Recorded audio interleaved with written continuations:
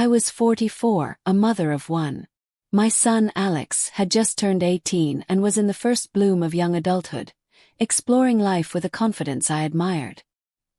He had been dating a girl for the past 2 months, and their laughter often filled the house in the evenings. My husband, a good man, had grown distant over the years, preoccupied with caring for his ailing mother.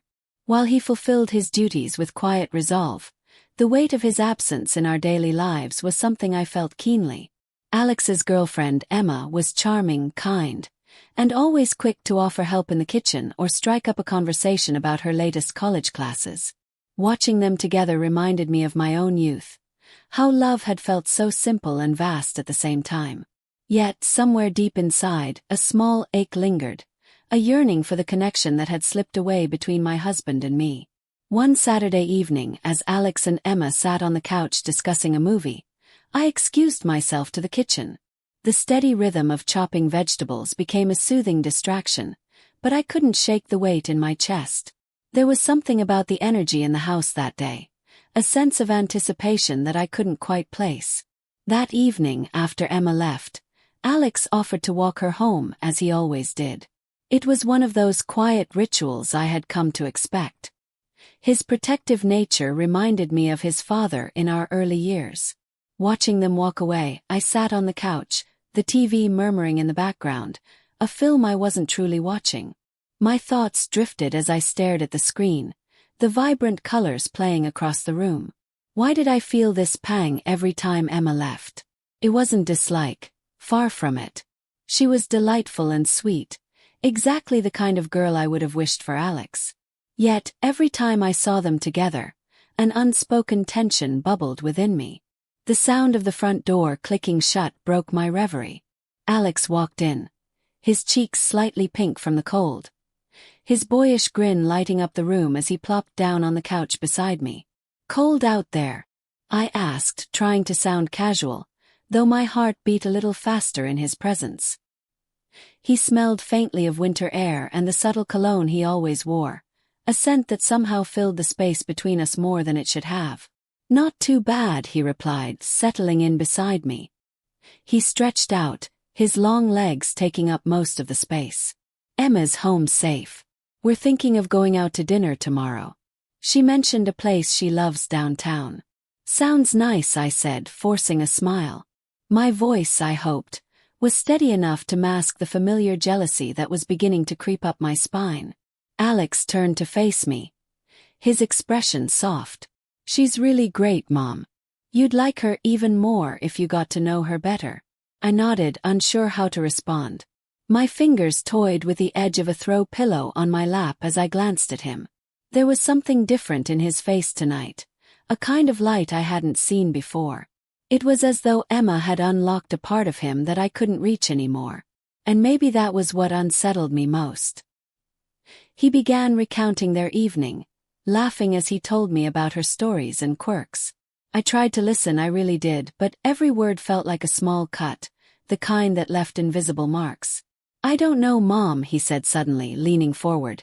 "Do you think it's too soon for me to think about taking her on a trip? Like a weekend getaway?" His question caught me off guard, a sharp twist in the pit of my stomach.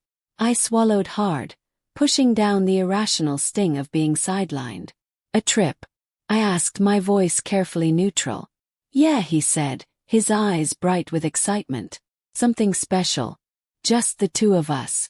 I hesitated, then tried to offer a supportive smile. "I think that sounds lovely, Alex.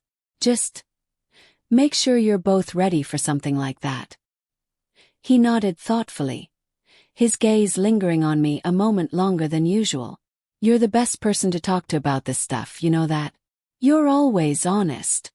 His words warmed me in ways they shouldn't have. "Well," I replied, my tone soft, "I just want what's best for you." His smile widened, and for a moment, the room felt heavier than it should have. I wanted to say something else, something to steer the conversation away from Emma and back to us, to the bond we used to share when it felt like we were all we had. But instead I fell silent. "Thanks, Mom," he said after a beat, leaning back against the cushions. He reached for the remote, and soon the quiet hum of the TV filled the space between us. I couldn't focus on the screen though. My thoughts twisted, a storm I couldn't quite contain. The days that followed were a blur of half-hearted routines. Alex seemed happier than ever, always glowing with stories about Emma or their plans. And every time he shared, the jealousy inside me grew, creeping into corners I didn't want to admit existed. It wasn't fair, I knew that. But fairness didn't ease the ache. One evening a few weeks later, I found him in the kitchen. He was chopping vegetables, his broad shoulders hunched as he worked. I leaned against the doorway, watching him for a moment before speaking. "Need help with that?" asked, trying to sound casual. He glanced back, smiling. You can handle the onions. Emma loves this stir-fry recipe, and I thought I'd surprise her tomorrow." I stepped in, taking the knife he handed me. As I began chopping, I couldn't help but notice how natural it felt, the two of us side by side. For a fleeting moment, it reminded me of when he was younger, always eager to help me in the kitchen. His small hands fumbling with utensils. "You're really serious about her, huh?" asked, keeping my tone light. Alex paused, his hands stilling as he considered my question. "I think so," he said quietly. "It's different. Being with her just feels right." I forced a smile, though the knot in my chest tightened. "That's a good thing, Alex. It's important to find someone who makes you happy." He glanced at me then, his gaze searching. "You okay, Mom?" "I've been, I don't know, a little quiet lately." I hesitated, unsure how to answer. "Just thinking," I said finally. "I'm happy for you, Alex." "Really?" The words felt hollow even to me. He studied me for a moment longer before nodding. "You know, you should get out more too," he said, his tone gentle. "Meet new people. Maybe go on some dates." The suggestion stung, though I knew it came from a good place. I busied myself with the onions, hoping he wouldn't notice the flush creeping up my neck. "I'll think about it," I said, though the thought of dating felt alien and exhausting. The truth was, I didn't want someone new. What I wanted I couldn't put into words. Not to him, not to anyone. That night, as I lay in bed, Alex's words replayed in my mind. I tried to untangle the mess of emotions swirling inside me. Pride, jealousy, longing. But no matter how I spun it, the truth remained the same. I missed the closeness we once shared. And I wasn't ready to let it go. Few days have passed. It was late afternoon when Alex approached me in the living room. I was curled up with a book, trying to distract myself from the thoughts that had been gnawing at me lately. He hesitated in the doorway, his hands stuffed into his pockets, his usual confidence tempered by something softer, more unsure. "Mom, can we talk?" he asked, his tone careful, almost hesitant. I closed the book, giving him my full attention. "Course, Alex. What's on your mind?" He crossed the room and sat on the arm of the couch, his fingers fidgeting with the edge of his shirt. It was unusual to see him like this. He was normally so self-assured. Whatever was bothering him, it had to be significant. "Emma," he started, glancing at me nervously before quickly looking away. She invited me to spend the night tomorrow. Her parents are going to be out of town." The words hit me like a jolt of electricity. My mind raced, struggling to process the implications. The air between us felt charged, and I realized I hadn't spoken yet. "That's big," I said finally, keeping my tone steady even as my heart pounded. "How do you feel about it?" Alex exhaled deeply, leaning forward and resting his elbows on his knees. "Nervous," he admitted. "It's our first time. I mean, like that." I nodded slowly, my mouth dry. The very idea of him taking this step with Emma stirred something in me I didn't want to confront. But I couldn't let him see that. He needed me to be his guide, his anchor. "Well," I began carefully, "it's normal to feel nervous. It's a big step, and it's good that you're thinking about it seriously."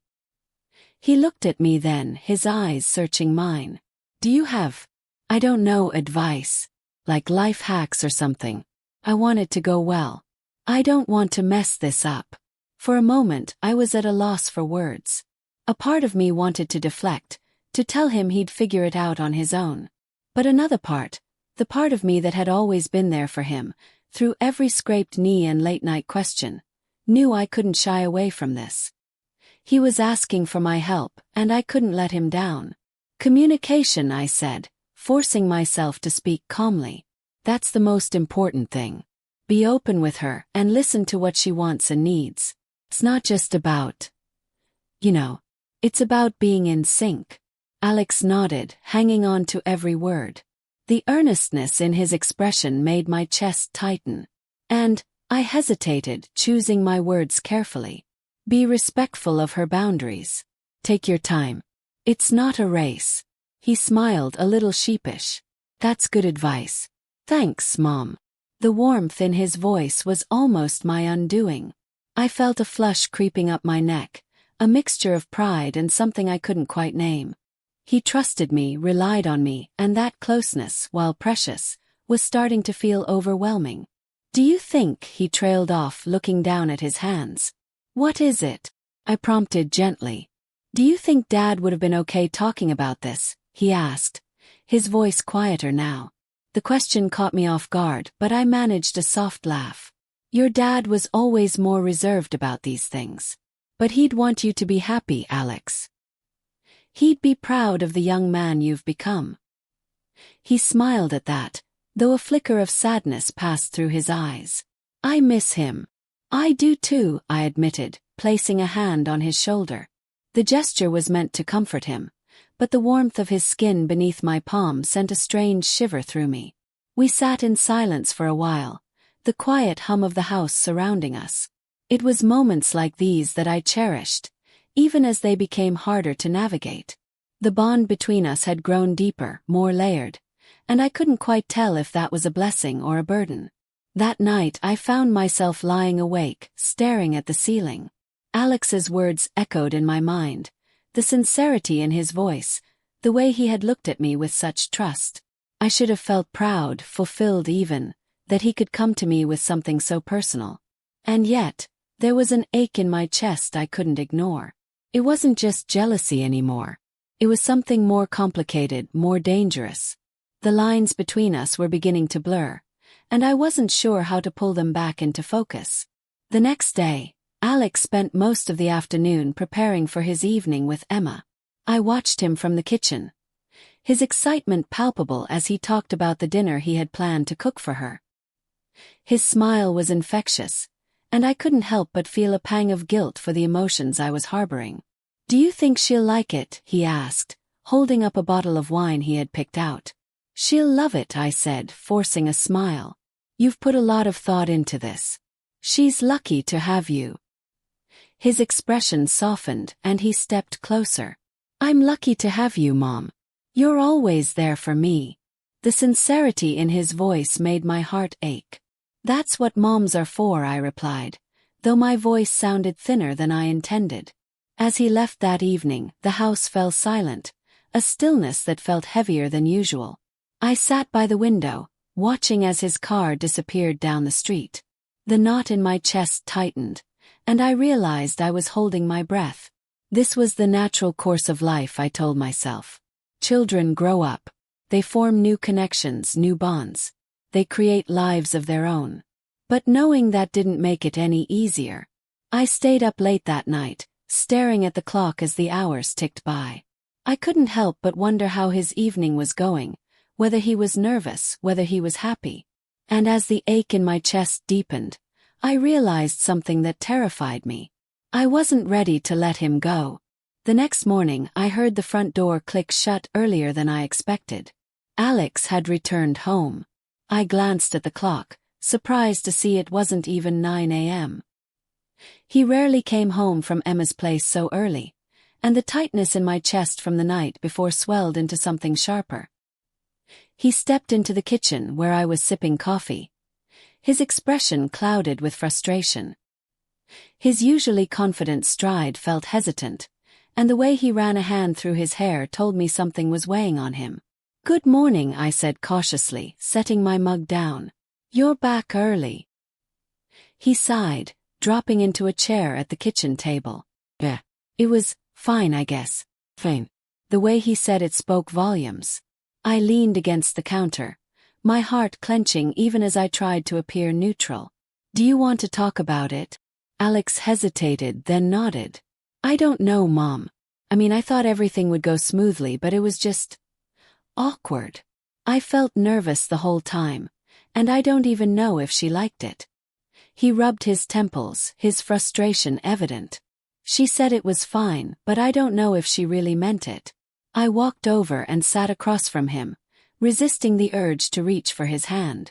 "Alex," I began gently, "it's normal to feel nervous the first time. These things don't always go perfectly, especially when you're putting so much pressure on yourself." He looked up at me, his eyes searching. "That's the thing. I really want it to be good for her, Mom. I don't want her to think I don't care or that I don't know what I'm doing." His earnestness hit me like a wave. He cared so much about making Emma happy, and while I knew that was how it should be, I couldn't help the flicker of jealousy that sparked within me. He wanted to please her in a way that consumed him, and I hated how much it hurt to feel pushed aside by his devotion. I forced a soft smile. "You're overthinking it, Alex. It's not about being perfect. It's about being present and making her feel cared for."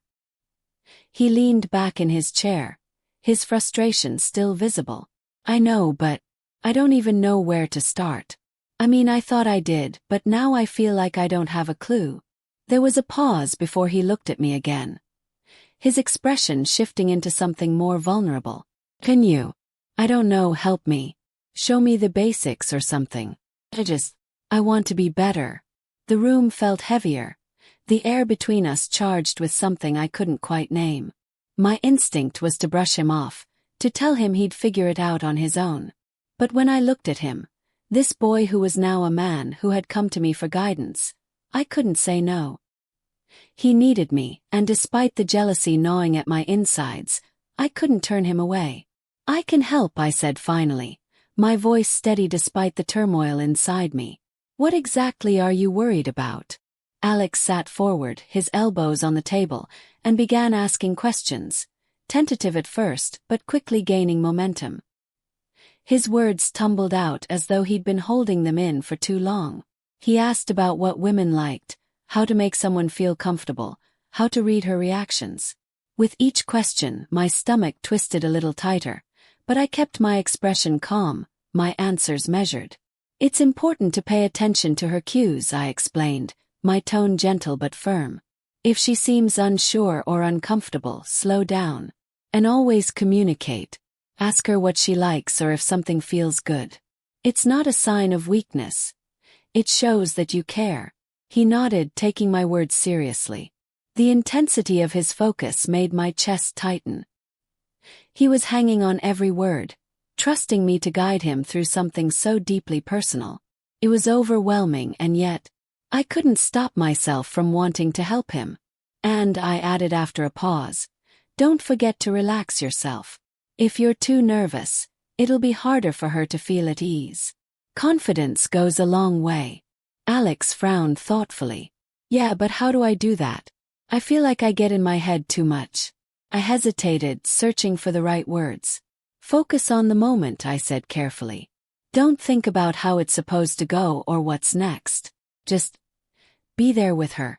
It's about connection, not perfection."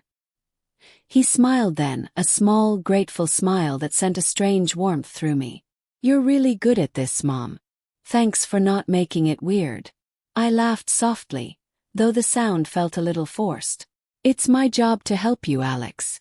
That's what moms are for." He leaned back, exhaling deeply, and for the first time that morning he looked more at ease. "I don't know what I'd do without you," he said sincerely. "You always know what to say." His words left me momentarily speechless. I forced a smile, brushing off the knot forming in my throat. "You'll be fine, Alex. Just trust yourself." As he left the kitchen to get ready for the day, I sat there for a long time, staring at the table. Helping him had felt like the right thing to do, like something any parent would do. But the jealousy hadn't gone away. If anything, it had only grown stronger. He wanted to please Emma so much, to be perfect for her. And I hated the part of me that wished he cared about my feelings in the same way. It was irrational, I knew that. But the heart isn't always rational. I spent the rest of the day trying to push the thoughts away, but they lingered, creeping into every quiet moment. The closeness I had felt with Alex that morning, the way he had opened up to me, relied on me, had only deepened the bond between us. But it was a bond that was becoming increasingly difficult to navigate. As the evening wore on, I realized something I couldn't deny anymore. I was walking a fine line, and if I wasn't careful, I might lose my footing altogether. It was late, and I was lying in bed, the soft hum of the house settling around me. I was just on the edge of sleep when a gentle knock at the door pulled me back to the present. Blinking away the drowsiness, I sat up and called softly, "Come in." The door opened, and Alex stepped inside, holding a small bottle in his hand. His expression was thoughtful but uncertain, as if he had rehearsed what to say but still wasn't sure how it would land. "Hey, Mom," he began hesitantly. "Do you have a minute?" "Of course," I said, gesturing for him to come closer. "What's on your mind?" He stepped toward me, holding out the small bottle. Emma really likes massages, she's mentioned it before, and I was thinking it might help her relax more when we're together. But I don't know much about it. I was wondering, could I practice on you? Just so I get the basics right. His request was earnest, his face a mix of determination and nervousness. I hesitated for a moment, but the sincerity in his voice made it hard to refuse. He wasn't asking for anything more than guidance, and I wanted to help him feel confident. "All right," I said with a nod. "If it helps you feel more comfortable, we can practice." His face lit up with relief. "Thanks, Mom. I appreciate it." He pulled over a chair and opened the small bottle of oil. The scent of lavender filled the room, calming and pleasant. I lay down on my stomach, resting my head on my folded arms as I instructed him to start with light pressure. "Just take it slow," I said. "Focus on even movements. It's not about being perfect, just about making the other person feel comfortable." He nodded, his hands settling on my shoulders gently at first, then with more confidence as he got a feel for the rhythm. His touch was careful, his attention focused entirely on the task. I guided him here and there, explaining how to adjust his technique, and he listened intently, eager to learn. "How does it feel?" he asked after a few moments, his voice quiet but curious. "Good," I replied honestly. "You're doing really well, Alex." The room was quiet except for the occasional sound of him shifting or asking for more feedback. I could sense how much thought he was putting into every movement, and it warmed my heart to see his determination to make someone else feel cared for. After a while he paused, sitting back as I shifted to sit up. "So," he asked, his expression a mix of nerves and hope, "do you think I'm ready? Will Emma like it?" I smiled, brushing my hair back from my face. "I think she'll really appreciate the effort, Alex. It's not just about the technique, it's the thought and care you're putting into it. That's what makes the difference." He smiled, visibly relieved. "Thanks, Mom. I feel better about it now." He leaned forward and gave me a quick kiss on the cheek, a simple, affectionate gesture, and then stood. "Good night, Mom," he said warmly. "Good night, Alex," I replied, watching him leave. As the door clicked shut behind him, I let out a quiet breath. I was proud of him for wanting to do something meaningful for someone he cared about. He was growing into a kind and thoughtful man, and I was grateful to be a part of his journey.